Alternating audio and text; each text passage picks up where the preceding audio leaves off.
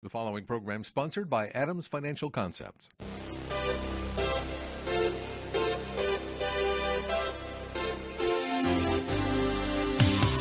About money, a different approach to investing you won't hear anywhere else. Your host, Mike Adams, is a registered investment advisor and works with investment portfolios exceeding over $100,000 in net worth, and has a proven track record of managing long-term investments surpassing the markets in the long term. The information shared on the following program is for educational purposes only, and any investment advice given may not be suitable for all investors. And now, here's Mike. So it's Friday, and we're going to be talking about money. The purpose, or one of the focuses of this program, is to give you, the listener, insight, greater insight, and understanding of what's happening in various industries, what's happening in the economy, what's happening with money, what's happening in the world, and to give you greater insight so that as you make your investments, you can be ahead of the curve instead of behind the curve. So if in that process you've missed some of these programs, you want to hear what I say, you can check out our website, adamsfinancialconcepts.com. You'll find there podcasts that have these programs. It'll be there a couple of weeks or a week after the program airs live here. You can also check on iTunes. We're listed on iTunes about money. You can check there. And on Adams Financial Concepts, we also write a blog, and you can get some of the topics in a written form. You can sign up for an e-letter if you'd like to receive the e-letter. I make a point to post articles. I write articles for Investopedia. I write articles for several other places. So if you'd like to see some of those, let us know. You can like About Money on Facebook. You can like Adams Financial Concepts on Facebook. You can also pick us up on Twitter, and we will Twitter during the programs. We'll Twitter during the week at About Money Radio or at Mike Adams AFC. So like us on Facebook, check us out, and follow us. You know, financial firms, when they talk about retirement, and there's a lot of talk about retirement these days. There's a lot of advertisements on retirement. They give you this picture of a couple, usually sitting somewhere by the water. It's almost always by the water, sometimes playing golf. You know, a very relaxing, well planned out retirement. No worries in the world, just enjoying life. That's what the brochures look like. That's what the ads look like. But the reality is something more like a couple sitting at the kitchen table with their bills strewn all over the table, trying to figure out how they're going to make ends meet. There have been a number of studies, and basically the studies say essentially the same thing, that approximately 57% of men and women are worried that their nest egg is not going to be enough. 47% are worried they're not going to be able to cover even basic expenses. That's the reality. It's not sitting by that lake, not playing golf. It's the reality of worried about making ends meet. Are you going to have enough money to make it? And every year, for people who are 65, the life expectancy is now increasing 3 months. You know, I can remember there was a program called Queen for a Day, where when someone turned 100 years of age, they were featured on that TV program. That was a national TV program. If you turned 100, your name was there. It was a big celebration. Now, you know what? The fastest increasing demographic group in our country is 100 plus. Many more people are reaching the age of 100. It's not a question now of will you have enough money to retire. It's a significant concern. So I'll come back to that, but I want to tell you a little bit, because my grandchildren were here last week, and I took the week off. And one of the things we did, we usually do 1 or 2 activities during the week. go shopping. We went to EMP, great exhibit on Star Trek or the world of wearable art. We did a number of things, but one of the things we did was we went to the Museum of Flight. Have been there a number of times, but hadn't been for a few years. And as we walked through the World War II exhibit, and it reminded me of a book that I read called How Not to Be Wrong, The Power of Mathematical Thinking. And you know, I'm a mathematician. I got my undergraduate degree in math and my master's in business. And this book by Jordan Ellenberg talked about a particular situation out of World War II. Out of World War II, there was a group formed called the Statistical Research Group. It was top secret. Same classification as the people that were involved in the Manhattan Project. The Manhattan Project, of course, was the one where they developed the atomic bomb. The Statistical Research Group was set up to analyze things and figure out how certain aspects of the war could be improved. And one of the issues was the aircraft. Now, as we walk through World War II, this World War II exhibit, what brought it to mind is there's one wall where it has the biographies of the German aces. These are the guys that shot down 200 or 250 or 300 of our airplanes, or the RAF, or the other air forces. They had 200 kills, 250 kills. They were extremely successful.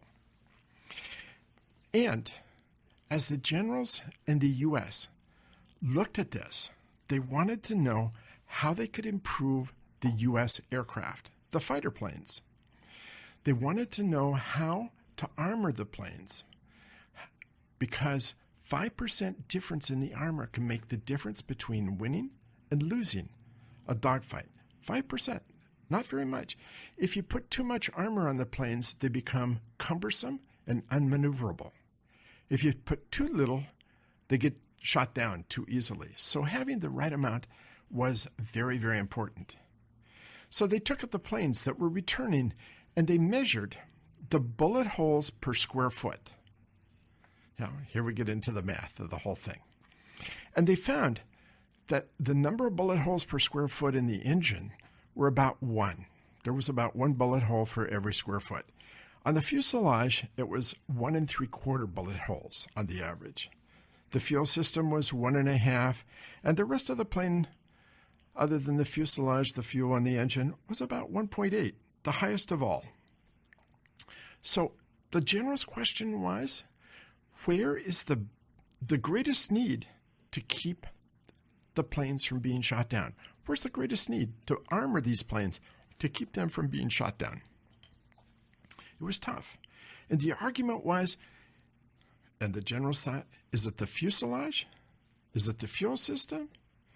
Is it the rest of the plane? If you armor all that, the planes are not going to be able to succeed because they're not going to be maneuverable.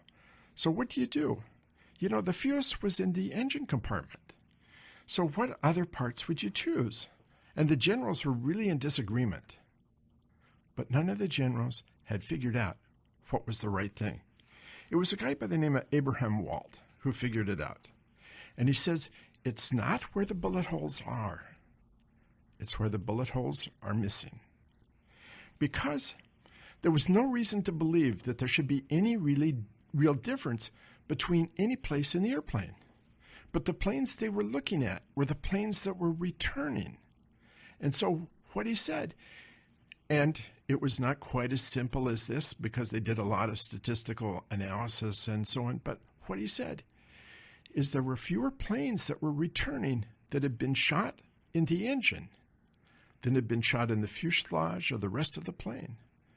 It was the bullet holes that were missing that counted. You know, investments can be a lot like the generals. It's where the holes are not rather than where the holes are. Adam Smith, I've talked about this a number of times, that we're living in a market today that's a kid's market. Adam Smith wrote a book called The Money Game, wrote it in the 1960s. He wrote about the kids' market of the 1960s because a lot of the money managers were very young. If you look at where we are today, over half the stocks are owned by mutual funds. And over half of those mutual funds are being managed by men and women who are less than 31 years of age. We live in a kid's market.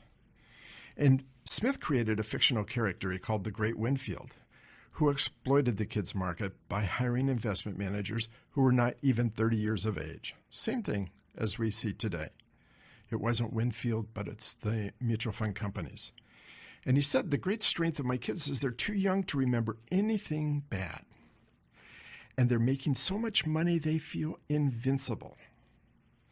Now you know, and I know, that one day the orchestra will stop playing and the wind will rattle through the broken windows. That was what he said. Think about what's gone on.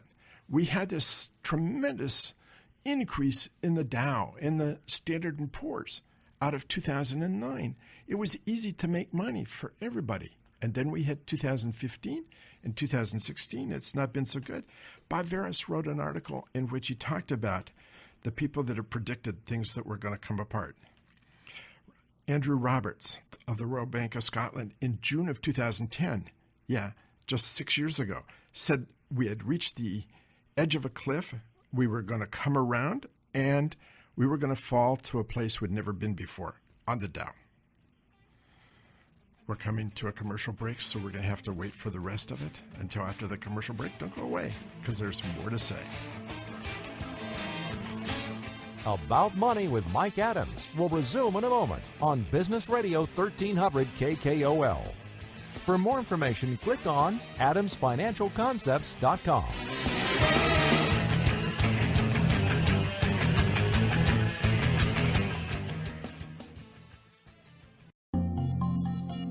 Did you know the 20-year annualized S&P return was 8.19%, while the 20-year annualized return for the average equity mutual fund investor was just 4.67%? That's a gap of 3.52%. It doesn't sound like much now, but it could mean the difference between retiring in comfort and running out of money. For some seniors, a gap that large could cost them hundreds of thousands of dollars and cut their retirement short. Don't run out of money. Call Mike Adams of Adams Financial Concepts today, 206-903-1019, and learn more about how you can, 1, create wealth for retirement, and 2, protect yourself from running out of money. Adams Financial Concepts specializes in creating and maintaining wealth. Call today, 206-903-1019, or log on to adamsfinancialconcepts.com. That's adamsfinancialconcepts.com. Theater. We're back with more about money. For details on what you hear on today's show, visit adamsfinancialconcepts.com. Now, here again is Mike Adams. So I was started to talk about the Bob Veras column in Financial Planning magazine. And, you know, I don't believe in financial planning as most people do it these days, but I do read the magazine and do keep up to date with what's going on. And one of the things he was commenting on were these people that were predicting almost the end of the world.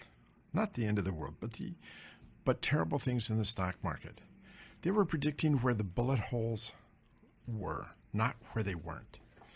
And he gave examples. Andrew Roberts of the Royal Bank of Scotland, I started on that in June of 2010, 6 years ago, said we had approached a cliff, and you should think the unthinkable. Things were going to be so bad, you should think the unthinkable. Well, that was 6 years ago.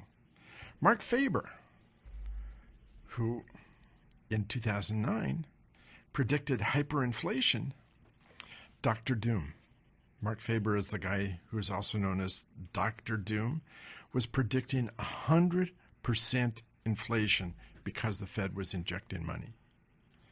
And in 2013, he came out with saying that we were going to see a 1987 type crash. The market down over 30% in one day. Just no way to prepare, no way to be ready for it, because it was going to happen so fast. It was going to be like you went to bed one day, you woke up the next morning, walked into the office, and the market was down 30%. That's what Mark Faber said.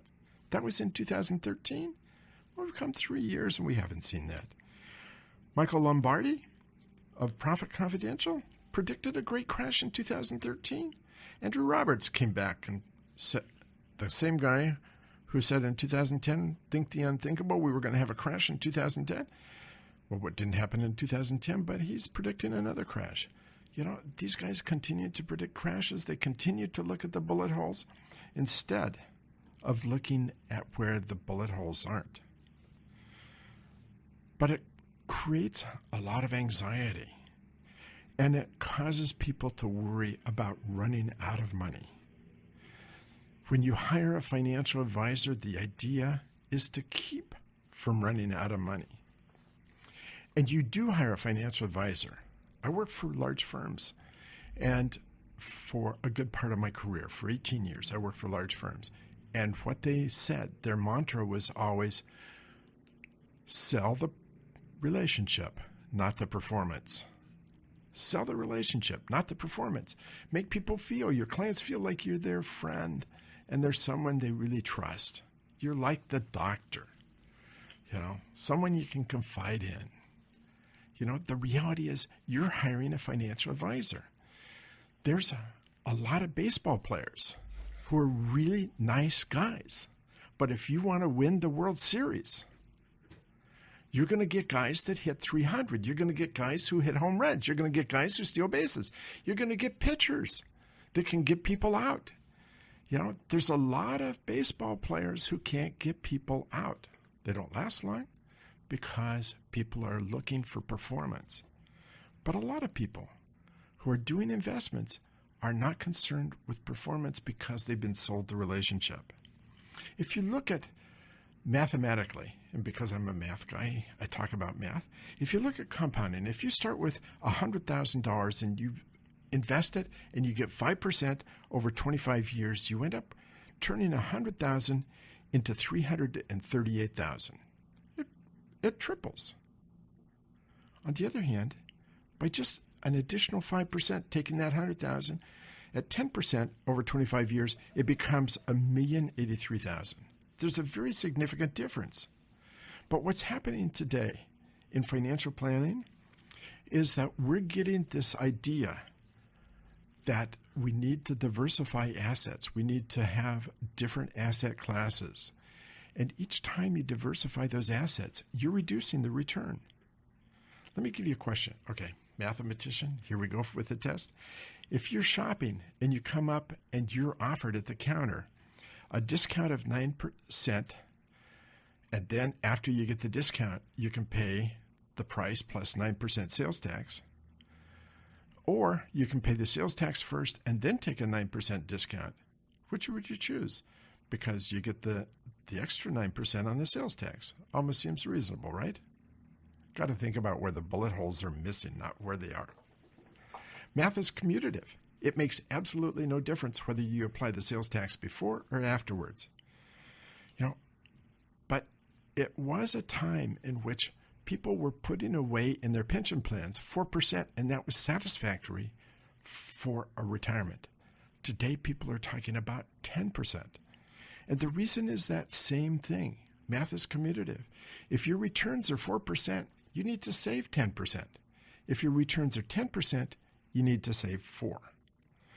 Think about it this way. $100,000 income, 9% returns in the stock market, saving 4%. Over 30 years, that will turn at 9% into $1.66 million. A 4% withdrawal rate means you can draw out $65,000 a year. If it's over 40 years, it turns into $2.8 million, and it means an annual income at 4% withdrawal of $113,000. But today, with this idea that we need to spread investments out and we need to have asset allocation, we've actually changed from getting real solid returns to getting low returns. And when you read the literature, there was an article not that long ago that said if you're getting better than a 4 or 5% return on your investments, you're taking too much risk. Even though the Standard & Poor's was up 13% during that time, this magazine article claimed If you're getting more than 4 or 5%, you're taking too much risk. I don't believe that at all. I believe that if you're not getting something close to market returns, you're not in the right place. You hired a financial advisor. That financial advisor, it's not about liking the person. It's about getting performance. It's not whether you like Cano or Cruz or Alex Rodriguez or some of the other people that are unpopular. It's how they perform, and they continue to perform. That's what this is about. This is finding the missing bullet holes and focusing on the missing bullet holes and not on the bullet holes. It's not about arguing about armoring the fuselage or the wings or the fuel line. It's realizing if you want to win, you have to be at the right place. You have to do the right analysis. Will it be enough? 57% of the people feel that they're not going to have enough money to retire. You see pictures and you hear stories of people that are in their 90s that run out of money. Don't be one of those. The idea of this program is to give you the tools that you can invest wisely and correctly and be that person who's in those firm brochures that's sitting by the lake and having a great retirement. That's where you should be. Anyway, that wraps up this part of the program. My guest today has a very interesting story. You want to hear what he has to say? Jim Copacino of Copacino Fujikato? Fujikato, right. Fujikato. Welcome to the program, Thank Jim. you, Mike. Nice to be here. Thanks for the education on math, aviation, and baseball. That was a good 30 minutes. We've got more on baseball to talk about I hope after. so. Good. So why don't we start with your background? Sure. Well, I'm the co-founder and executive creative director of Copacino Fujikato. We're a mid-sized Seattle advertising agency, founded in 1998. My personal background is I started my career in New York, moved to Seattle about 35 years ago, worked for a couple of ad agencies, and got to the point where I felt there was an opportunity to start my own firm. I partnered with Betty Fujikato, who I had worked with previously, who's a very strong strategic marketer, and she's a CPA by training. So I'm on the creative side, she's on the business and analytics side. So it was a good chemistry, good combination. And here we are 18 years later with staff of 42 people, revenues of about $7 million, and it's been a really satisfying career. It's great. And you're probably best known for some of the ads that you've produced that I'm betting that almost everyone that's listening to this program knows. And those are the Seattle Mariner ads. Yes, we've really grown up together. I first worked on the Mariners in 1990 at a now defunct agency called Livingston and Company. I then moved on to McCann Erickson, which was a local office of a global firm here. And the Mariners moved their account to McCann Erickson. And then when Betty and I started the agency, they called and said, would you like to do our work? And I said, of course. So it's been about a 25-year relationship. And as I mentioned to you the other day, I can only conclude we're not charging enough because they keep coming back year after year. But it's been a great relationship. And they are considered in professional sports really one of the more enlightened marketing organizations. I think we all wish they were winning a little more on the field, but we think that's coming. But it's been really a pleasure to work with some very bright and progressive marketing folks. And you must get a lot of joy out of seeing the players and their acting in these ads. Yeah. Well, part of it is it goes back to strategic positioning. And certainly we sell the Mariners as a fun experience brought to you by good people who care about the community, an entertainment experience. Now, certainly we want to win on the field, but we have little control over that. And, as they say, winning fills seats and losing empties them. So the Mariners have to try to fill that ballpark day in and day out. So they do that by providing an entertainment experience. The promotions, the music, and the whole the food and the whole ambience at Safeco Field. And part of that is turning the players into kind of ambassadors of fun and entertainment. And, we rarely get to see their real personalities during the course of a game. So we try to give people a little peek behind the curtain with these little stories that humanize the players and make them more fan-friendly, and so people can kind of get to know who they are and what they're about. That's great. So we're going to come back after the commercial break, and you'll hear, we'll broaden this story. Sure. So hang on. We'll be right back after the commercial break. Thank you. More About Money coming up with Mike Adams on Business Radio 1300 KKOL. For more information, click on adamsfinancialconcepts.com.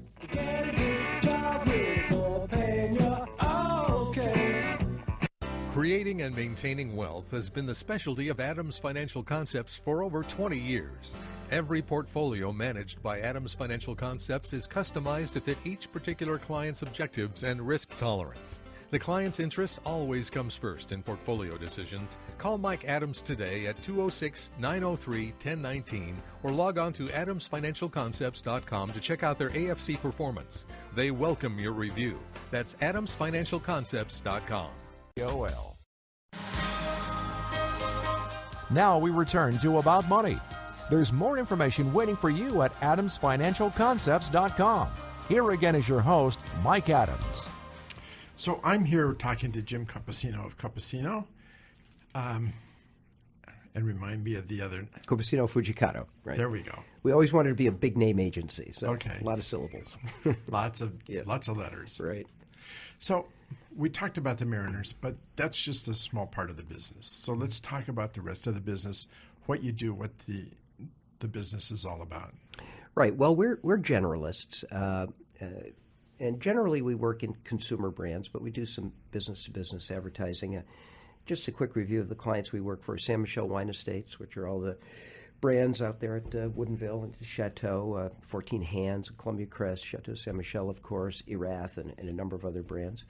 We work for Seattle Children's, for Holland America Line, Seattle Mariners, you mentioned, Symetra Financial, Primera Blue Cross, do a good deal of healthcare, Overlake Hospital, Goodwill Industries, Seattle Aquarium, and so forth. So we're kind of all over the lot in terms of some larger accounts, some smaller accounts, a nice mix, some pro bono accounts, and so forth. So we like that, and we like the diversity and the variety that provides us.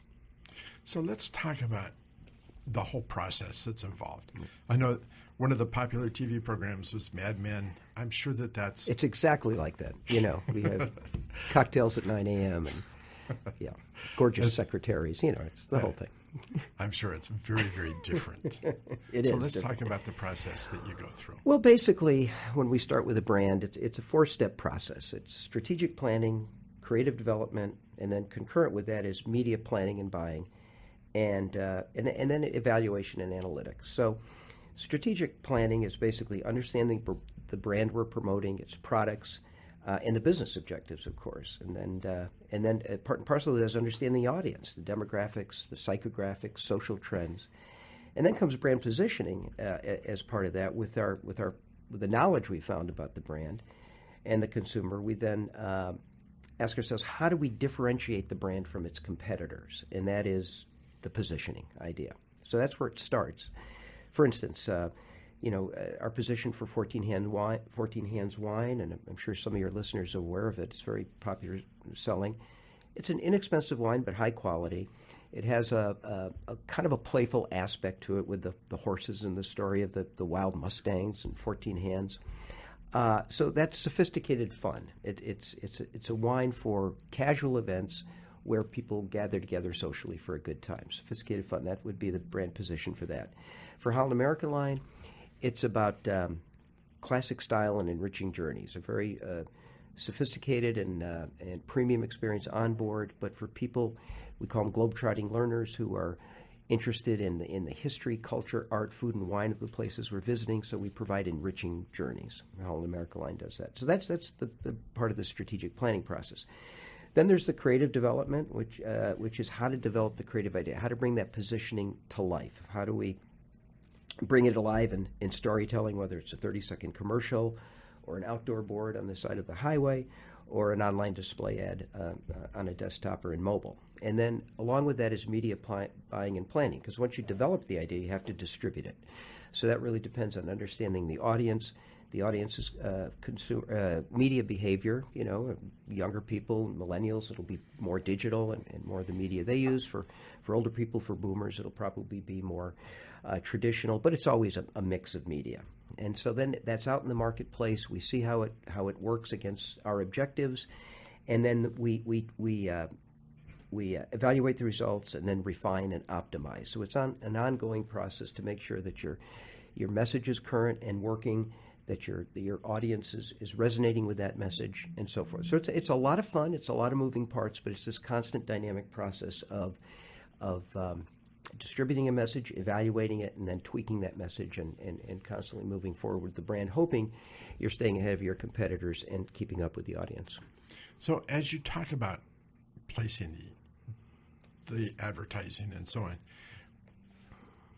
I believe that at this point, digital advertising is actually overtaking other forms of advertising? In terms of gross expenditure, yes. I think it was last year, and it was kind of a seminal moment in our industry where digital surpassed traditional advertising in terms of gross expenditure by marketers. Yes. It seems like it's really disrupted a lot of things. It's disrupted a lot of businesses, from travel agencies to record stores. Yeah.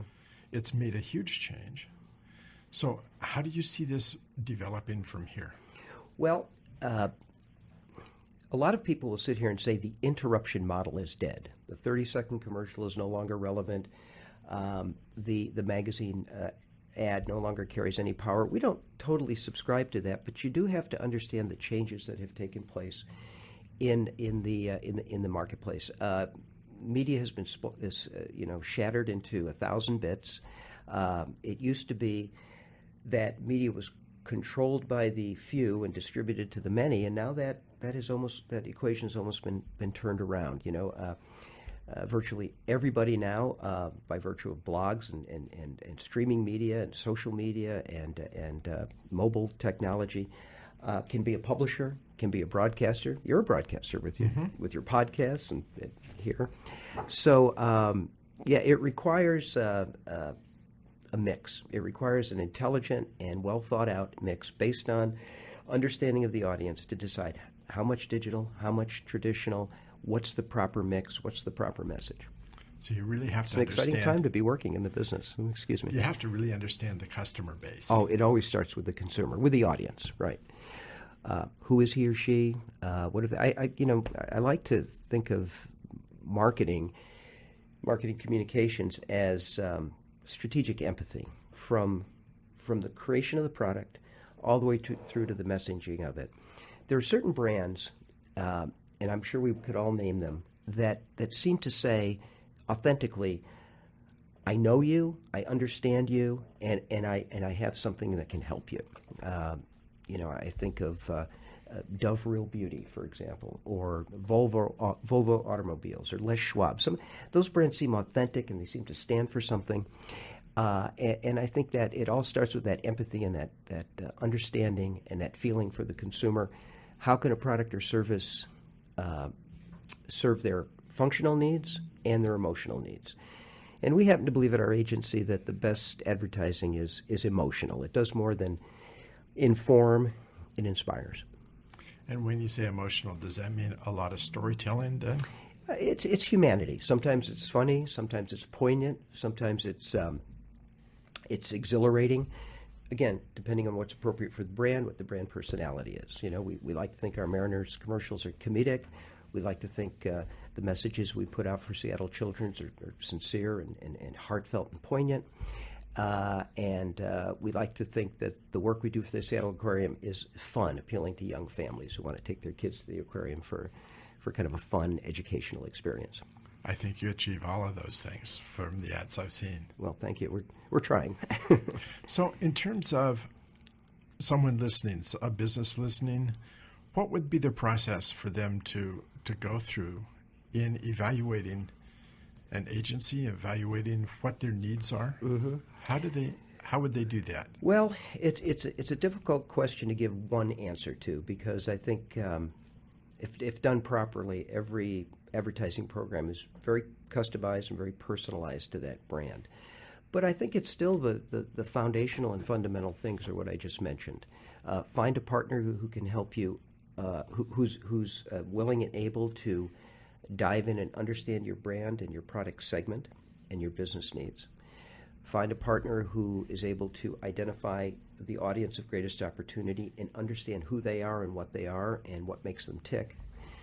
Find a partner that can create a compelling message that will differentiate you from your competitors, and then find a partner that's willing to be able to evaluate the success of that campaign and continue to optimize it and improve it.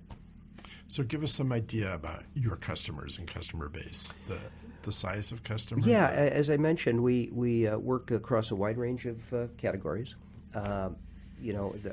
We measure the size of our company by gross revenue. So some of the clients are national clients that exceed $1 million, like a year in revenue. San Michel Wine Estates, Holland America Line, so forth. And some are smaller kind of labors of love, like a Winglook Museum right down the street here, or Washington State University. We do some work for their athletics and for their education group. So it's a range, and we like that. We like having the diversity, as I mentioned, and we like the variety. So if someone wanted to get a hold of you, how would they do that? Well, they could visit our website at copacino.com. Or they could give me a call at the agency. You can find the contact information through the website. And we're always eager to learn about new businesses and talk to people and see if we can be of help to them. And a lot of businesses use the RFP program. They do. I think larger companies do a formal RFP when they need marketing services and distribute that either through some sort of public website or depending on the nature of the business, or they send it to a number of agencies that they may know or have a research or identify as being who might be appropriate for their brand. So that's one way. Another way is just through our personal network. We've been around for a while. We've met a number of the marketing people in town. We try to outreach and contact people who interest us, and so business comes in through the network that way, through people we know, associates or friends of friends, and so forth, referrals. Well, I hope from this program you get a lot of referrals. I hope so too. Thank you. Thanks for being on the program. Pleasure. Thanks for having me. I love a lot of your ads that I see and a lot of the work that you do. So thanks for being here. Thank you very much. My pleasure. So we're coming to another commercial break. Don't go away, because I do want to talk about baseball. And I want to talk about how there's a parallel with investments. So don't go away. Be right back. Stay tuned. About Money returns in a moment with Mike Adams here on Business Radio 1300 KKOL. For more information, click on adamsfinancialconcepts.com. How do you picture retirement? House on the beach, small farm in the country, traveling the world with your spouse. The one thing you don't picture is running out of money. Retirement dreams are shattered all too often by poor investment choices, sending many retirees back to work. If you think the job market is tough now, try entering it after you've retired. Don't run out of money. Start planning now. Call Mike Adams of Adams Financial Concepts today at 206-903-1019 and learn more about how you can create wealth for retirement and probably, most importantly, protect yourself from running out of money. Adams Financial Concepts specializes in creating and maintaining wealth. Call today, 206-903-1019 or log on to adamsfinancialconcepts.com. That's adamsfinancialconcepts.com.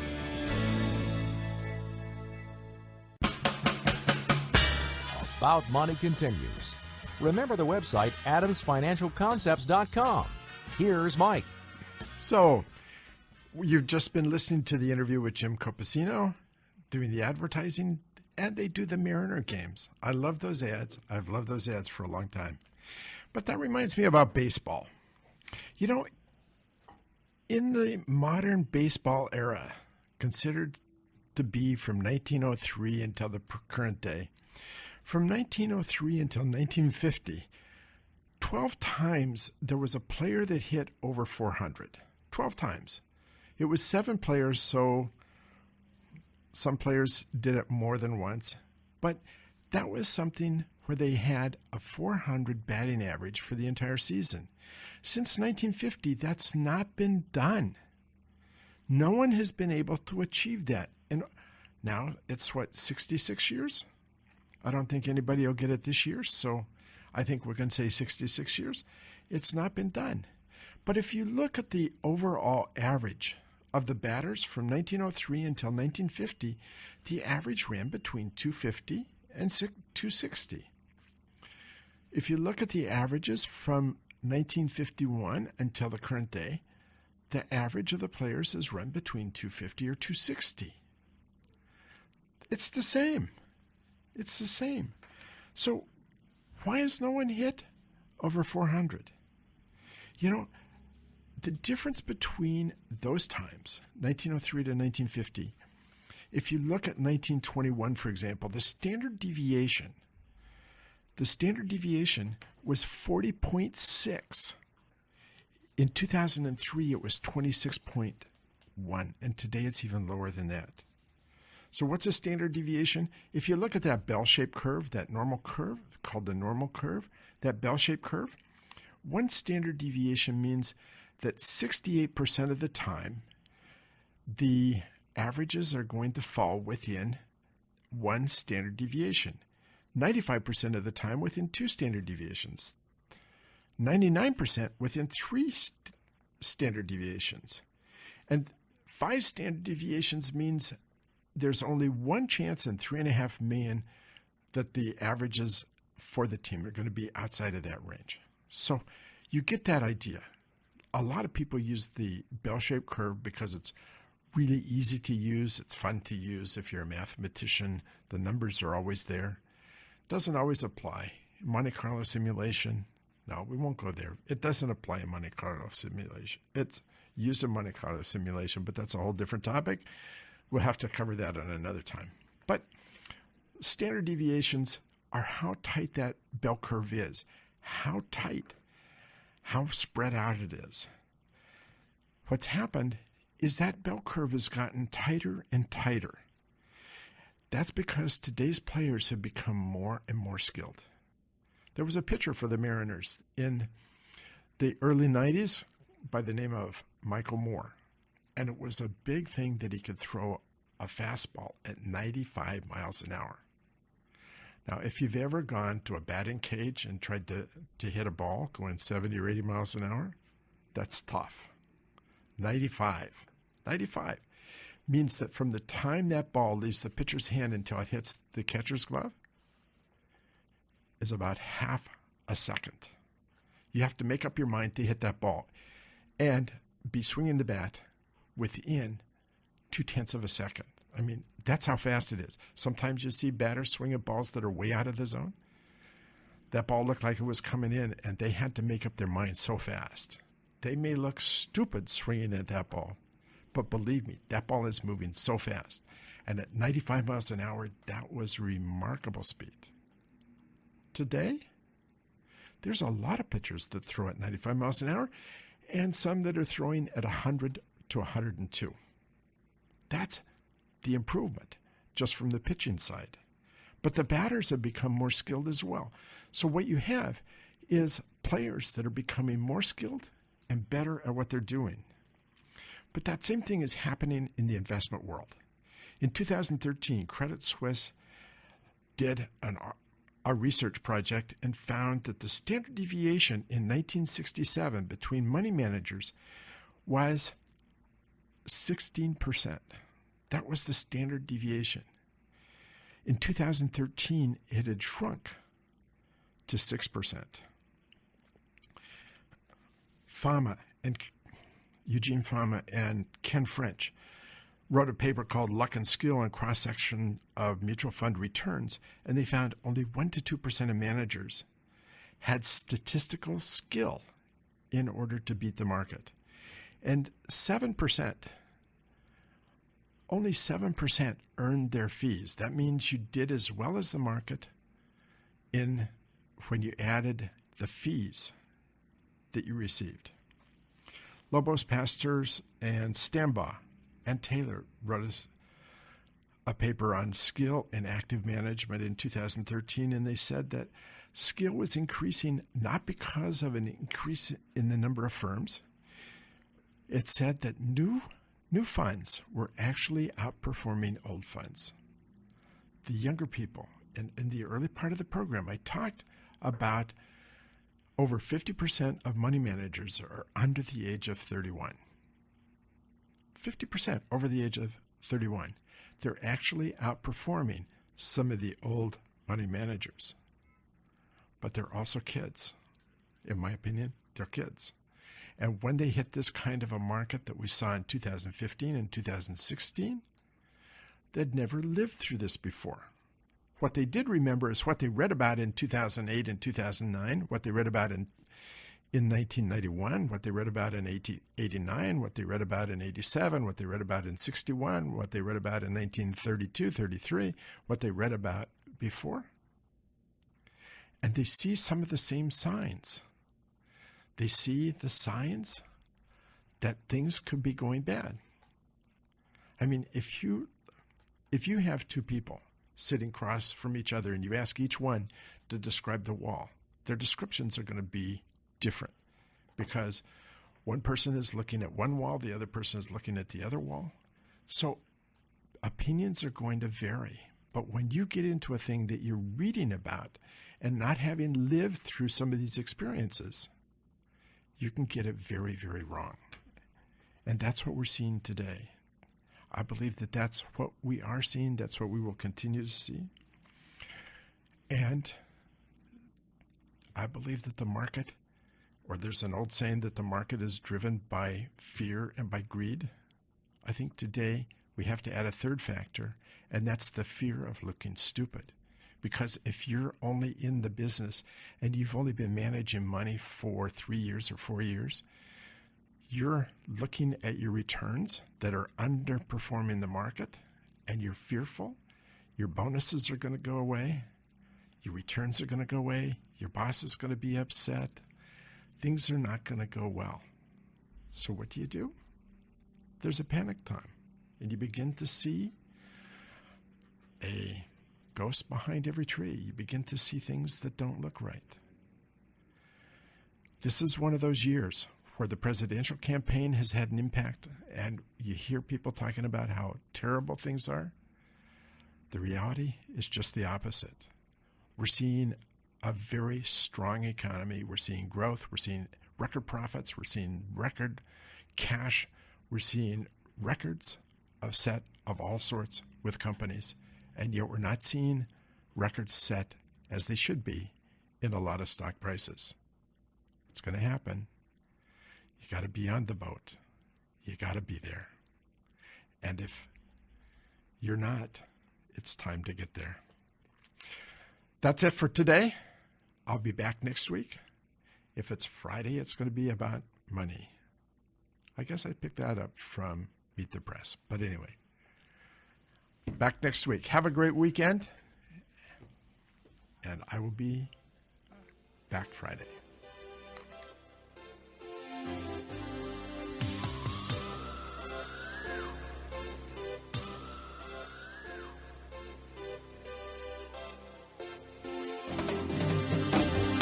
You've been listening to About Money with Mike Adams, a registered investment advisor. If you'd like more information about what you heard today, or about Mike's investment philosophy and strategy, or if you want Mike to evaluate your own portfolio, click on adamsfinancialconcepts.com. That's adamsfinancialconcepts.com. The information shared on the preceding program was for educational purposes only, and any investment advice given may not be suitable for all investors. Join us again next Friday afternoon at 3 for more About Money with Mike Adams, here on Business Radio 1300 KKOL. The preceding program was sponsored by Adams Financial Concepts. Creating and maintaining wealth has been the specialty of Adams Financial Concepts for over 20 years. Every portfolio managed by Adams Financial Concepts is customized to fit each particular client's objectives and risk tolerance. The client's interest always comes first in portfolio decisions. Call Mike Adams today at 206-903-1019 or log on to adamsfinancialconcepts.com to check out their AFC performance. They welcome your review. That's adamsfinancialconcepts.com.